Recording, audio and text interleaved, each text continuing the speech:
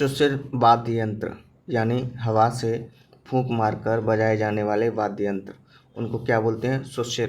सुशिर वाद्य यंत्र। आइए पढ़ते हैं इनके बारे में। वह वाद्य यंत्र जिन्हें मुख से फूंक मारकर बजाया जाता है सुशिर वाद्य यंत्र कहलाते हैं। सुशिर वाद्य यंत्र कौन कौन से होते हैं उसकी जानकारी लेते हैं। पहला है बांसुरी। बांसुरी के बारे में सभी जानते हैं। अलगोजा दो बांसुरियों का क्या होता है? संगम होता है, दो बांसुरियाँ मिलकर बनती हैं। शंख सभी जानते हैं। बांकिया, पुंगी और बीन, पुंगी व बीन एक ही है। शहनाई, सुरनाई जिसे हरनाई भी बोलते हैं, सुरनाई का दूसरा नाम है हरनाई। सुंदरी जिसको नफरी और टोटो भी बोला जाता है। सुरनाई, हरनाई, सुंदरी, नफरी, टोटो, ये सभी क्या है? सुशीर वाद्य यंत्र हैं। इसके अलावा और भी हैं जिनको हम एक ट्रिक के माध्यम से पढ़ते हैं। ट्रिक है तू भूल ना कर मौसम में सील देखने की। तू भूल ना कर मौसम में सील देखने की। इस ट्रिक के आधार पर भी सुशीर वाद्य यंत्र कई हमको याद होंगे। इसमें तू से हो गया तुरई, भू से हो गया भुंगल, ना से हो गया नागफणी, कर से हो गया करना वाद्य यंत्र या सुशिर वाला यानी फूंक से बजाने वाला करना। मौसम का मौ से हो गया मोरचंग, सबसे छोटा वाद्य यंत्र मोरचंग ही होता है।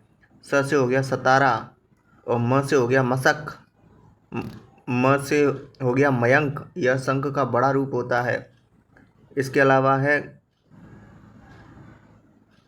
सील में से सीन में से हो गया सी का हो गया सिंगो सॉरी, एक वाद्य यंत्र होता है सिंगो, यह भी सुशिर वाद्य यंत्र होता है।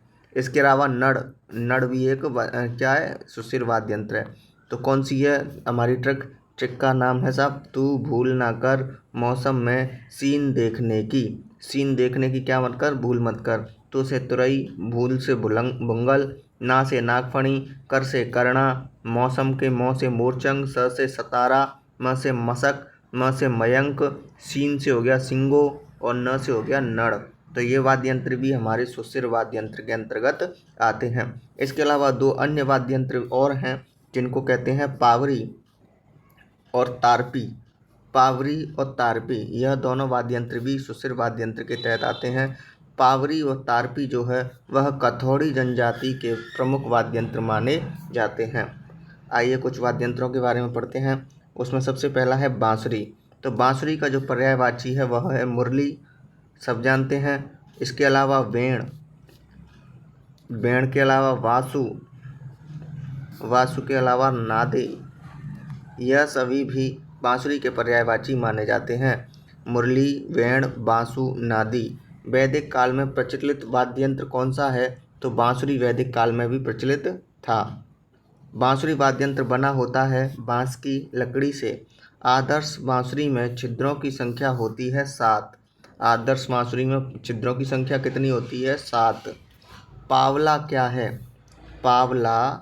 क्या है? तो पावला जो है 5 छिद्रों वाली बंसी को कहा जाता है। 5 छिद्रों वाली बांसुरी को क्या कहते हैं? पावला कहते हैं। रुला क्या है? तो रुला 6 छिद्रों वाली जो होती है मुरली होती है उसको हम रुला बोलते हैं। पावला में क्या होता है? पावला में होते हैं 5 छेद और रुला में होते हैं 6 छेद। ठीक है। अगला है भगवान कृष्ण की प्रमुख वाद्य यंत्र क्या है? तो बांसुरी भगवान कृष्ण का प्रमुख वाद्य यंत्र माना जाता है। बांसुरी के प्रसिद्ध वादक या कलाकार कौन से हैं? तो हरिप्रसाद चौरसिया किस वाद्य यंत्र के प्रमुख वादक हैं? बांसुरी के। इसके अलावा अनिल चौरसिया और पन्नालाल घोष, यह भी बांसुरी के प्रमुख वाद्यकार माने जाते हैं। अलगोजा 2 बांसुरियों से मिलकर बनाया जाता है। अलगोजा जो होता है उसमें 2 बांसुरी होती हैं जिनमें कुल 14 छिद्र होते हैं। 14 कैसे? एक आदर्श बांसुरी में 7 और 2 बांसुरी मिलकर बनता है तो 7 और 7 14 हो गए। तो 14 होते हैं अलगोजा में छिद्र। लेकिन सक्रिय छिद्रों की संख्या इसमें 7 अथवा 8 होती है। मतलब इनकी जो एक बांसुरी होती है अलगोजा में, वह पूरी तरह से पैक होती है, उसके छेद बंद होते हैं, इसीलिए एक बांसुरी के 7 या 8 छेद ही सक्रिय होते हैं। अब बात आती है ऑप्शन में, अगर 7 और 8 दोनों आए तो हमें हमेशा विषम संख्या का चुनाव ही करना चाहिए। तो विषम इसमें कौन है? 7। कौन से फकीरों के द्वारा अलगोजा बजाया जाना प्रसिद्ध है? तो वह है रण फकीर। कहाँ के हैं? बाड़मेर के। कौन से फकीरों के द्वारा अलगोजा बजाना प्रसिद्ध है?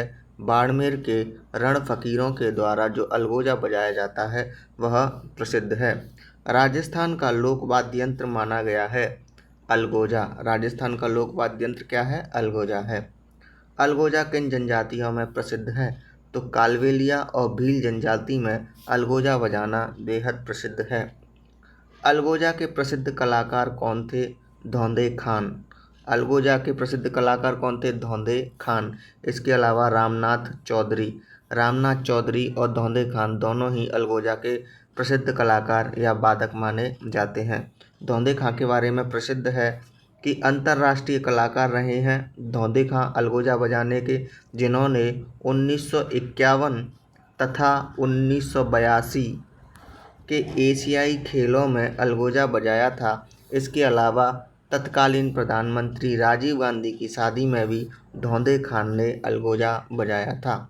बात करें दूसरे कलाकार की, रामनाथ चौधरी की, तो रामनाथ चौधरी 8 वर्ष की उम्र से अलगोजा बजा रहे हैं। यह मुंह से अलगोजा नहीं बजाते बल्कि नाक से, नोज से क्या बजाते हैं?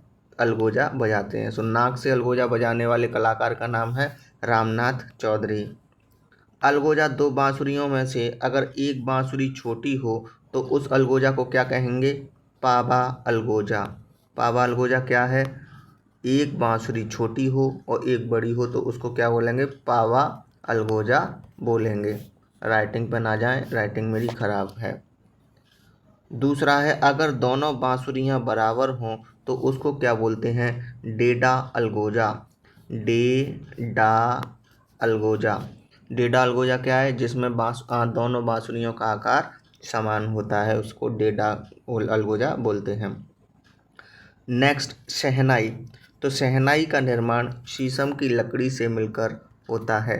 शीशम की लकड़ी से मिलकर क्या होता है? शहनाई बनाई जाती है। आदर्श शहनाई में छिद्रों की संख्या 8 होती है। आदर्श शहनाई में छिद्रों की संख्या 8, जबकि उसमें कितनी थी?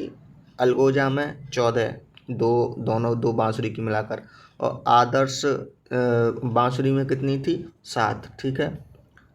सुशीर वाद्य यंत्रों में सर्वश्रेष्ठ वाद्य यंत्र माना जाता है शहनाई।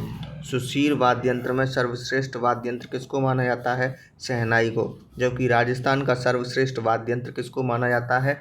रावण हत्था को। रावण हत्था इसको माना जाता है। सुशीर वाद्यों में सर्वश्रेष्ठ वाद्य यंत्र कौन सा है? वह है तुम्हारा शहनाई। ठीक है। आमतौर पर शहनाई बजाई जाती है मांगलिक अवसरों पर। शहनाई के प्रसिद्ध कलाकार उस्ताद बिस्मिल्लाह खां। उस्ताद बिस्मिल्लाह खां कहाँ के रहने वाले थे? तो यह बिहार के रहने वाले थे।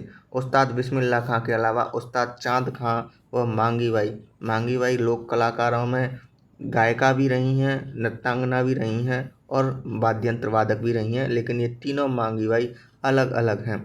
उस्ताद बिस्मिल्लाह खां को 2001 में भारत रत्न दिया गया था। 2001 में क्या दिया गया था? भारत रत्न। अब आता है नड़। नड़ वाद्य यंत्र कौन सा है? सुशीर वाद्य यंत्र है। नड़ वाद्य यंत्र के प्रसिद्ध कलाकार कर्णा भील। कर्णा भील की एक कहानी है जिसके बारे में हम आगे पढ़ेंगे। तो कर्णा भील क्या है? नड़ वाद्य यंत्र बजाने वाले हैं। सऊदी अरब में कर्णा भील को कहा जाता था तो केरा काका। क्या बोलते थे इनको? केरा काका। कहाँ पर? सऊदी अरब में। कर्णा भील अपनी लंबी मूंछों के लिए विश्वविख्यात थे। इनकी मूंछों की लंबाई बताते हैं 10 से 11 फीट तक थी। कर्णा भील प्रारंभ में भारत पाकिस्तान दोनों जगह डकैती किया करते थे। अब सुनते हैं कर्णा भील की स्टोरी। कर्णा भील जो था वह अंतर्राष्ट्रीय डकैत था, जो भारत नहीं केवल पाकिस्तान और भारत दोनों जगह ही डकैती करता था। जिस कारण भारत और पाकिस्तान दोनों जगह की पुलिस इसको तलाश कर रही थी। लेकिन इसे एक सऊदी अरब की लड़की से प्रेम हो जाता है, जिसके बाद यह नड़ वाद्य यंत्र बजाना शुरू करता है और नड़ वाद्य यंत्र इतना मधुर बजाता है कि उसे विश्व प्रसिद्धि मिलती है। लेकिन सऊदी अरब की जो महिला थी वह कर्णावील को क्या कर देती है, इग्नोर कर देती है या उन्हें धोखा दे देती है, जिसके बाद कर्णावील फिर से अब क्या डकैती करना शुरू कर देता है। अंत समय में बताते हैं कि कर्णावील अपने घर पर सोया हुआ था, तभी सुबह लोगों ने देखा कि उसकी गर्दन धड़ से अलग है, यानी उसकी गर्दन किसी ने अलग कर दी। आज तक कर्णावील की मौत कैसे हुई, उसकी हत्या किसने की, इसके बारे में किसी को कुछ भी नहीं पता है। सऊदी अरब में इसको इसीलिए कहते हैं क्योंकि यहाँ की लड़की से वह प्रेम करता था, तो वहाँ पर इसे कीरा काका के नाम से जाना जाता है। नागफनी, नागफनी भी सुशिर वाद्य यंत्र है। नागफनी वाद्य यंत्र का सर्वाधिक प्रयोग मंदिरों में किया जाता है, वो भी काशी के मंदिरों में। काशी के मंदिरों में नागफनी सर्वाधिक बजाई जाती है, सुशिर वाद्य यंत्र है। मोरचंग, इसको थोड़ा सा ज़्यादा याद करना है मोरचंग को। राजस्थान के किस वाद्य यंत्र को जूप हॉर्प कहते हैं?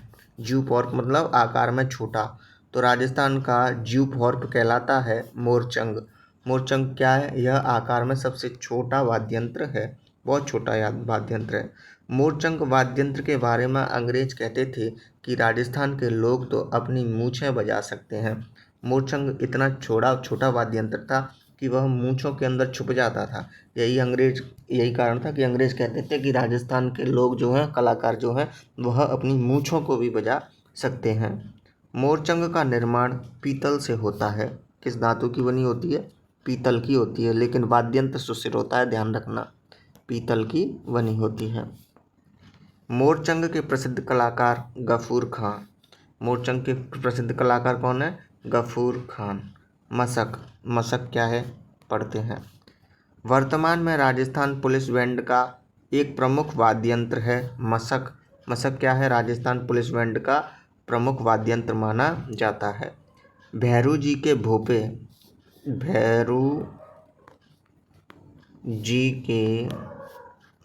कौन? भोपे जो वाद्य यंत्र बजाते हैं उसको हम मशक कहते हैं। प्राचीन काल में अतिथियों के स्वागत के लिए भी मशक बजाया जाता था। मशक होता कैसा है? चमड़े के थैले में पाइप, मतलब ये चमड़े का एक थैला होता है जिसमें कई सारे पाइप जुड़े होते हैं, जिसको लेकर पुलिस वाले बैंड जब होता है 26 जनवरी 15 अगस्त, तब आगे आगे जो पुलिस वाला चलता है तो वही कहलाता है मशक। तो चमड़े के थैले में पाइप जोड़कर जो वाद्य यंत्र बनाया जाता है वह कहलाता है मशक। कैसा है? सुशिर वाद्य यंत्र है। मशक का जादूगर कहा जाता है श्रवण कुमार को। मशक का जादूगर कौन है? श्रवण कुमार। नेक्स्ट, शंख का बड़ा आकार कहलाता है मयंक, ये प्रश्न उत्तर है। शंख का बड़ा रूप क्या कहलाता है? मयंक कहलाता है। मयंक कैसा वाद्य यंत्र है? शंख को थोड़ा बड़ा कर दो, वही मयंक वाद्य यंत्र के रूप में जाना जाता है।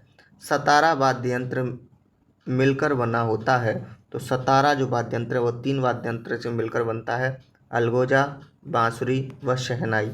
इसके लिए एक ट्रिक है, सतारा बराबर A, B और S। तो सतारा वाद्य यंत्र किससे मिलकर बनता है? अलगोजा, बांसुरी और शहनाई से मिलकर बनता है। ठीक है, ये ट्रिक गलत है पर इसको याद रखना आप। तो सतारा वाद्य यंत्र मिलकर बनता है अलगोजा, बांसुरी व शहनाई से। भुंगल, कहाँ गया पेन? भुंगल वाद्य यंत्र कहा जाता है रणभेरी। रणभेरी जो है कौन से वाद्य यंत्र को बोला जाता है सुशिर वाद्य यंत्र में? तो वह है भुंगल। कौन सा है? भुंगल। आज की वीडियो में इतना ही, कल फिर मिलेंगे किसी अन्य वीडियो में, तब तक के लिए धन्यवाद।